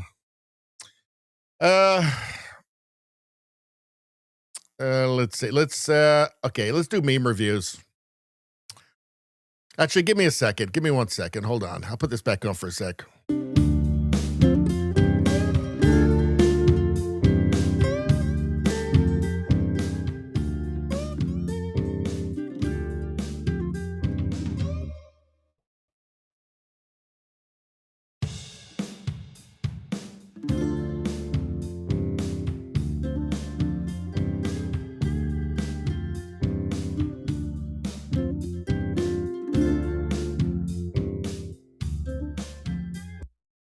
All right.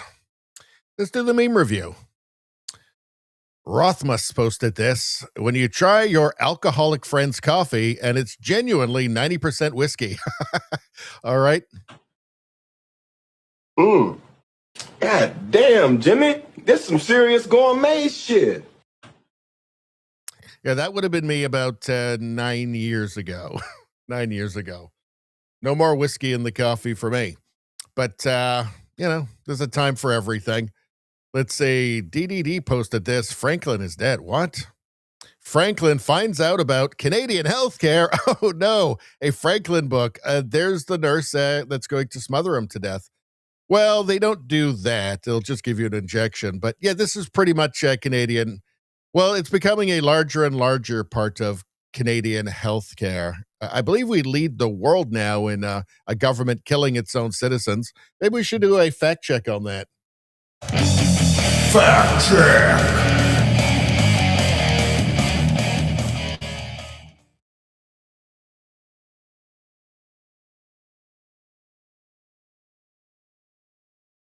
Mm-hmm.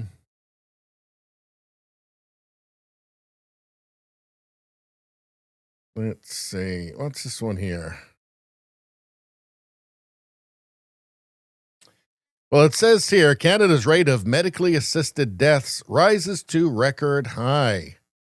Roughly 96% of deaths by euthanasia in 2023 were for those with a terminal condition as growth in overall cases slows. Let's see. Well, they keep offering it to people that want like a stair lift and stuff. Let's see. More than 15,000 people received medical assistance in dying in Canada in 2023, the highest figure on record. But federal statistics show the growth in cases has slowed significantly. Has it, though? With assisted death making up 4.7% of deaths compared to 4.1% the previous year. How is that slowing if it's more? That doesn't make any sense. Let's see. Let's go to some of the cases here. I think the Guardian is very left wing, and it's going to put as much of a shine on it as possible. Let's see.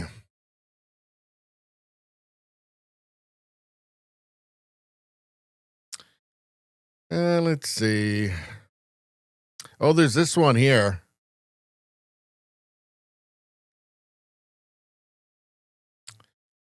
Let's see. Canada leads world in organ donations from euthanasia. Let's see. A study published in the December 2022 issue of the American Journal of Transplantation finds Canada leading the world in harvesting organs from those who received medical assistance in dying. It's big business, by the way. I wonder if that's what it's all about. Let me show you one other thing here. Hold on. Should be more organized. I know. Don't shout at me. This won't take long. You'll have just enough time to work on your PhD thesis. Hold on. Where is it?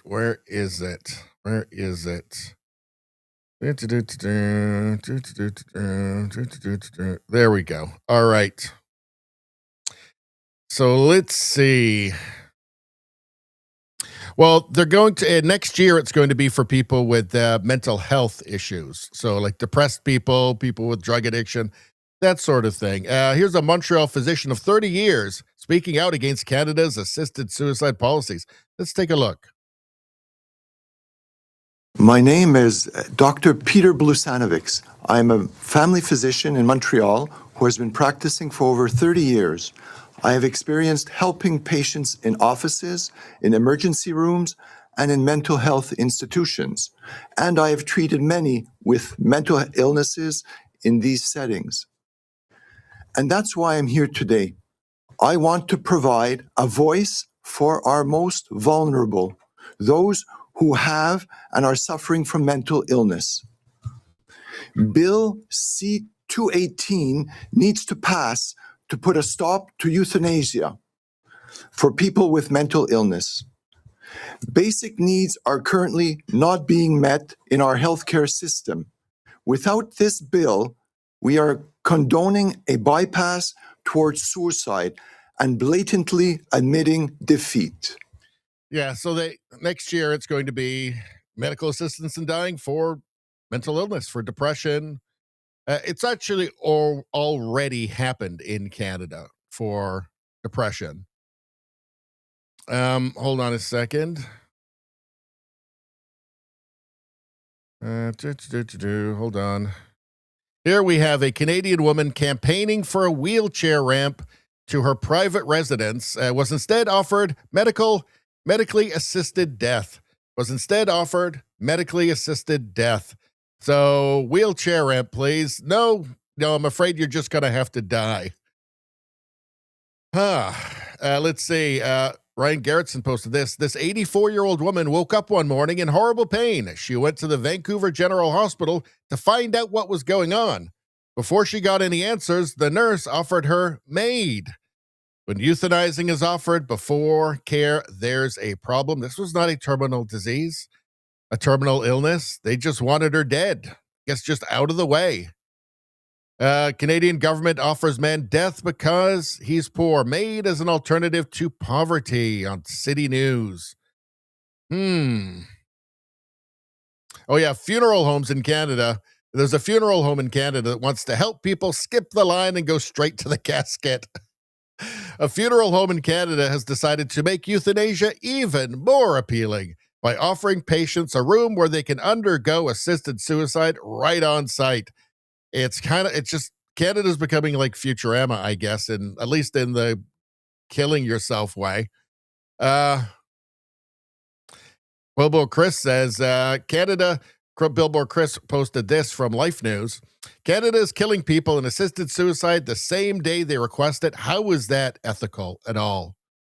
The same day they request it? Good Lord. I guess, you got to get them when they're hot. Ontario's euthanasia regulators have tracked 428 cases of possible criminal violations and not referred a single case to law enforcement. So there's no oversight. Oh yeah, here we go. A Daily Mail US. Distraught family blasts Canada for euthanizing son 26 who suffered from seasonal depression. We made a video about this one. Seasonal depression. So it turns out at least one person has already been killed for medically assisted in death for depression. So let's see. Franklin has good reason to be worried. That's all I'm going to say. Let's see. Woman being awful. That's enough internet for the day. So what happened? Gun blunder. Webcam model accidentally shoots herself in vagina while filming X-rated clips for fans. I actually have the article here, but no, now that we're here, I don't have the heart. Let's see. Resist CBDC. What's this? California high-speed rail Lego set. And, oh, yeah. It doesn't exist, and it never will. I suspect this is what the Toronto to Quebec City high-speed rail is going to look like in 10 years as well. But there'll be like snow and ice. Let's see. What's this? Kirky 861. I just want to be left alone. Looks like we got ourselves another extremist. Looks like we got ourselves another extremist here. That's the government of Canada. Why would somebody post a meme like this? That can't be true. Guy saying, I just want to be left alone. And then the government of Canada freaking out and saying we found ourselves another extremist. Government of Canada. It can't be like that, can it? Oh, wait a second. Let's see. What's going on here? Canadian police official warns traditional values may be a sign a person is becoming extremist. World, anybody watching from outside of Canada? Okay. Canada is a cautionary tale. We exist now to warn the rest of the world about becoming radically progressive. Pay attention.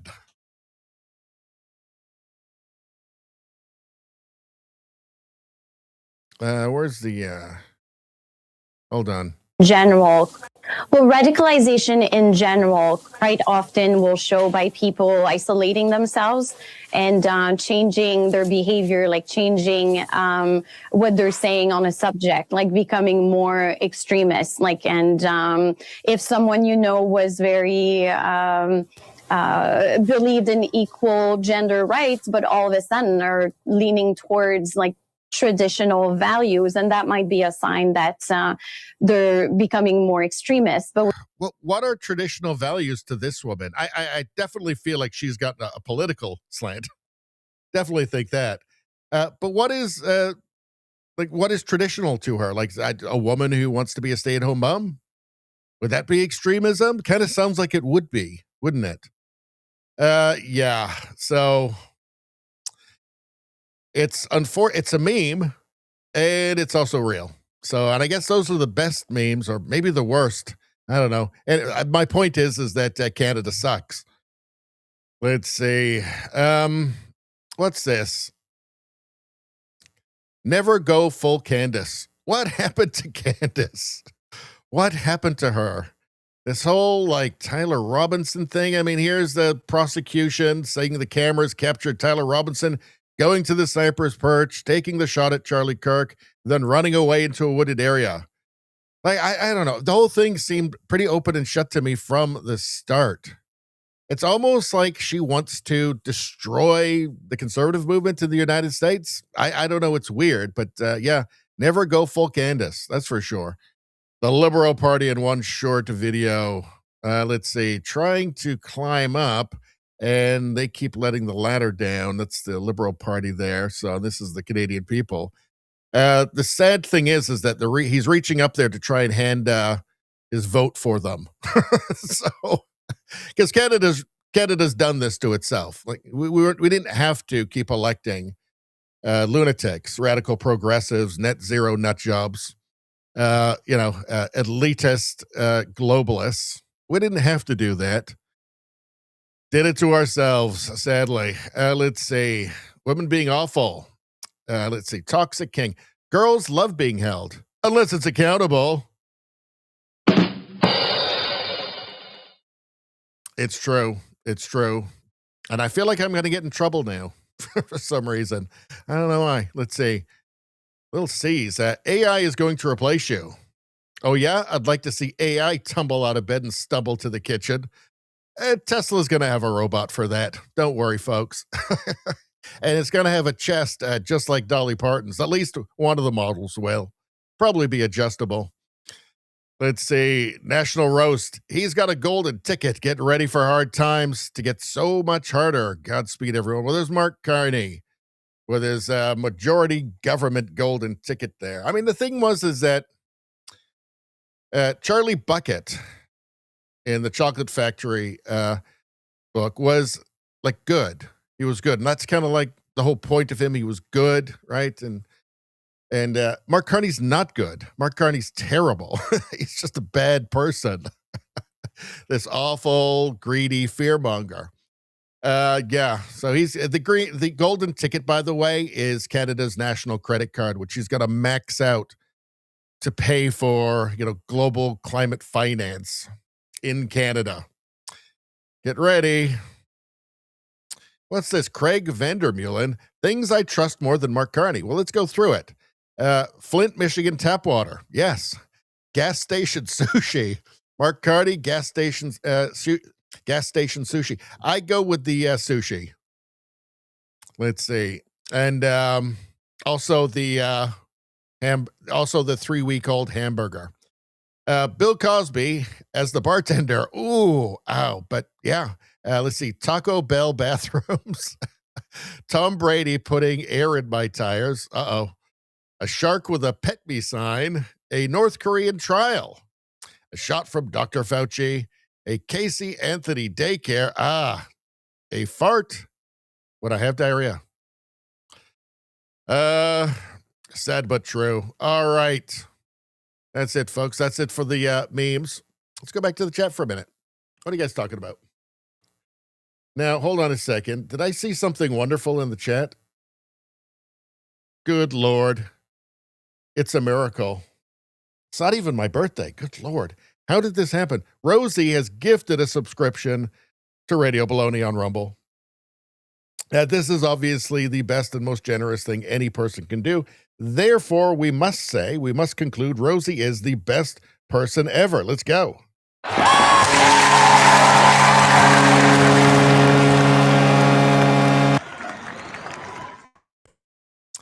Yeah, you got your heroes, all your people in history that did great stuff, and even people today. You can keep them. Because as far as I'm concerned, all human garbage compared to Rosie. Did all these great people, that you're thinking of, did they gift a subscription to Radio Baloney? No, I don't think they did they? No, they didn't. Rosie did. Rosie's best person ever. Boom.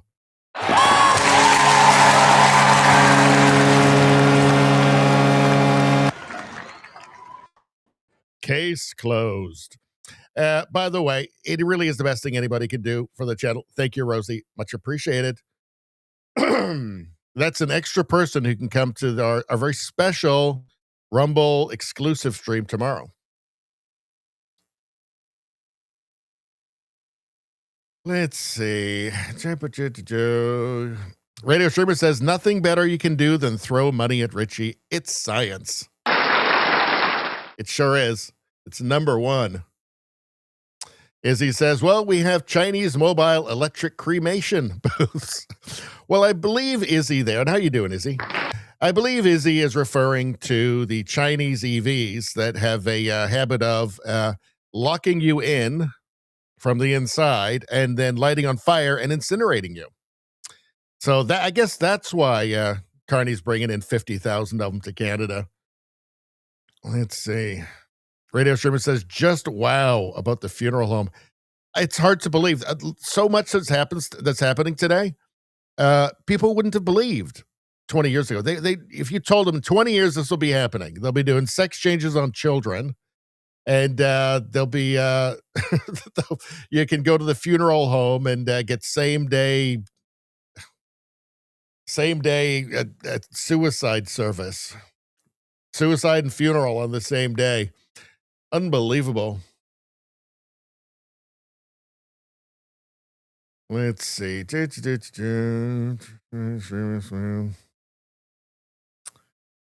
Rosie says, yeah, traditional values, extremist. Wow. Liberal white women plus the Stephanie's downfall. It's all just so unbelievable.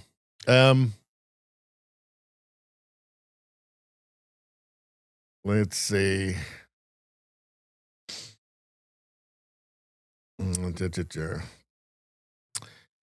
Well, Danny, if you're still over there, you should come over to Rumble. Come over to Rumble. Maybe somebody will gift you a membership on Rumble, and then you can come to the stream tomorrow. It's a very good idea.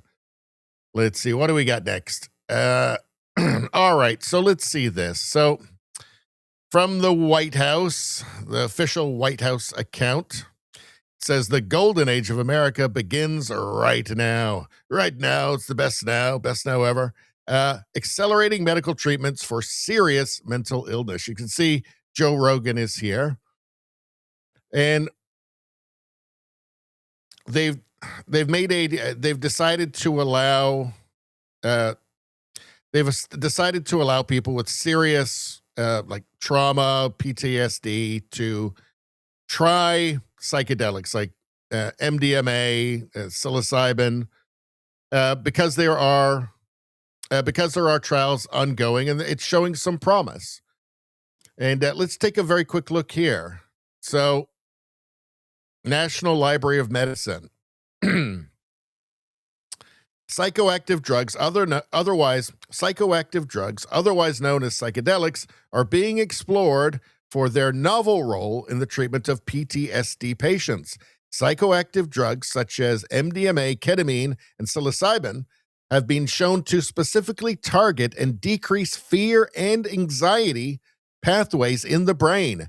These unique properties hold the potential to be utilized in addressing symptoms of trauma in those with refractory or treatment-resistant PTSD. Now, there's not a large sample of trials that have been done so far, but it seems it's promising. So I don't see anything wrong with this whatsoever. What do we have here? PTSD, National Center for PTSD. Psychedelics are being increasingly researched as a novel method of augmenting the effectiveness of psychotherapies for the treatment of mental health conditions. The most studied psychedelics to date include psilocybin and MDMA. This article focuses on the use of psilocybin and MDMA-assisted therapy for the treatment of post-traumatic stress disorder. So they're taking this more seriously now. And let's hear from, and let's hear that, and let's watch this. I want to say that I'm here because of the man to my left. Brian Hubbard and former Texas Governor Rick Perry came on my podcast. They told me how impactful this medicine is. And having that conversation with them, millions of people got a chance to hear their story, hear the stories of all the different people that have had life-changing experiences from it. And I want Brian to be able to speak about this. Brian, please. Thank you, sir. I heard that show. You have no trouble speaking. He's got no trouble speaking. I want to assure you that my presence here is the most concrete affirmation that God has a wonderful sense of humor. Thank you. Thank you. Federal prohibition of psychedelic medicine in America is over. On the 250th year. On the 250th year of our nation's founding, everyone who has fought for this day through decades of monumental struggle, sacrifice, and suffering can now declare a seminal victory for life, liberty, and the pursuit of happiness. Rights we bear as images of our eternal Creator, whose essence is almighty, eternal, unconditional love for each and every one of us. This is the end of the beginning. We have moved mountains, yet there are mountains to move. Government systems which have relentlessly suppressed psychedelics are the same systems which will now manage their emergence. We dare not let our guard down for 1 second and be hair trigger ready to impose accountability for incompetence, obstruction, or failure. Credit belongs where credit is due. With this executive order, President Trump has delivered an epic victory for all humanity. You know, it's so interesting when you think that this should really be a left wing. This should be something that Democrats are all over, right? And it shows how Trump is really such a unique figure, right? He is his own guy, right? Like, look who's standing behind him there, RFK Jr. You know, do you think RFK Jr. would have ever been standing behind somebody like George, W. Bush? I don't think so. But it's weird. It's like sometimes things seem so upside down, right? But this is good. This is a good thing. Now, of course, every Democrat in the States will hate this now, even though it's kind of a natural one for them, right? Like, here's for one thing, psychedelics, drugs, right? So they like those already, right? And maybe you can cure PTSD with it, or have some success or greater success when combined with, other therapies. Should be a no-brainer, but it's Trump that's doing it. And again, it really is a testament to how unique he actually is. He's not just this party guy. I don't mean like party guy. I mean, he's not just this, he's not he's not an ideologue. Let's see. Let's hear this. Today, I'm pleased to announce historic reforms to dramatically accelerate access to new medical research and treatments based on psychedelic drugs. In many cases, these experimental treatments have shown life-changing potential for those suffering from severe mental illness and depression, including our cherished veterans. Our veterans are having a tremendous hard time. The suicide rate, we have it down a little bit, but they are having a hard time. And I got a call from a number of people, including the great Joe Rogan. And he said, we have to do something about this. And I looked into it. I called Bobby, I called Oz, I called Marty and Jay. And it was uniform support. And I said, so why would we wait 3 or 4 years to get it done? Or 10 years, frankly. Let's get it done immediately. And that's what happened. This has probably never been anything happened so quickly. Everybody is so strongly in favor of this. It's for a lot of people, but it's for our military in particular. The suicide epidemic among veterans is a national tragedy. Since 9/11, we've lost over 21 times more veteran lives to suicide than on the battlefield. So we lose, think of that, 21 times more. And today we're bringing them new hope. I think you're going to see a big difference and a big reduction in that number. Yeah, if anybody had told you 20 years ago that a Republican president would be doing this, you would not have believed it. Trump isn't, an ideologue. He's very pragmatic in a lot of ways. And I think it's awesome, quite frankly. Let's see. Okay, we did all of that. Okay, great. Let's move on to the next thing. Oh, here we go. He also said this. Let's watch. Hold on. In 2024 study from Stanford University, 30 special operation veterans with traumatic brain injuries underwent, it's called ibogaine treatment. Ibogaine. Remember the name. Is that pronounced relatively properly, would you say? Yes. I don't want to get it wrong. Ibogaine, because it's so important, and experienced an 80 to 90% reduction in symptoms of depression and anxiety within 1 month. Can I have some, please? I'll take some.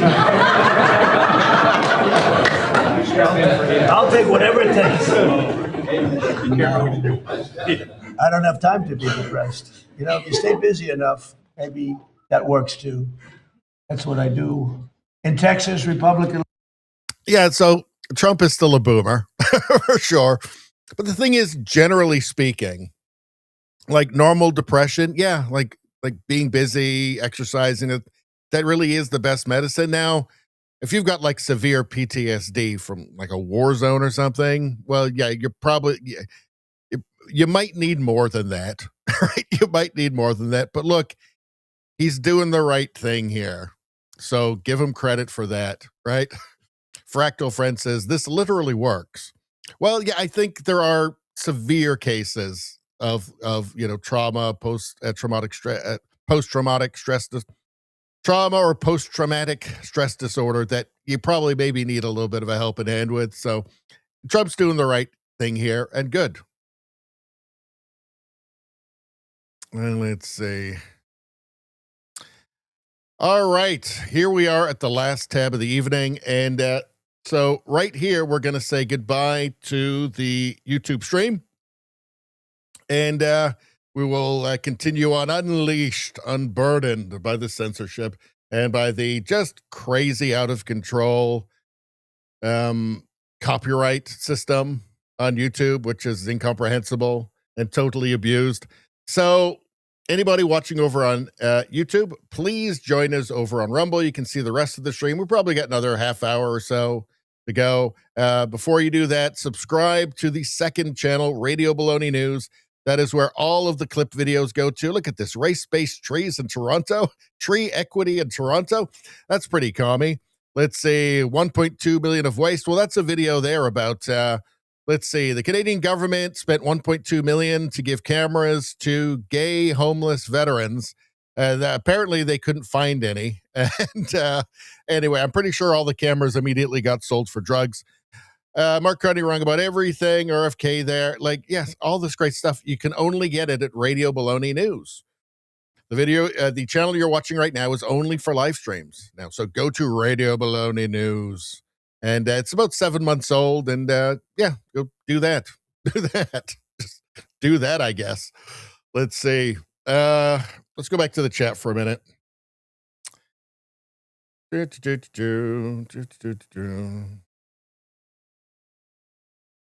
Oh, yeah, we're going to cut off the YouTube stream now. There we go. I forgot. There we go. Let's end it. There we go. All done. All right.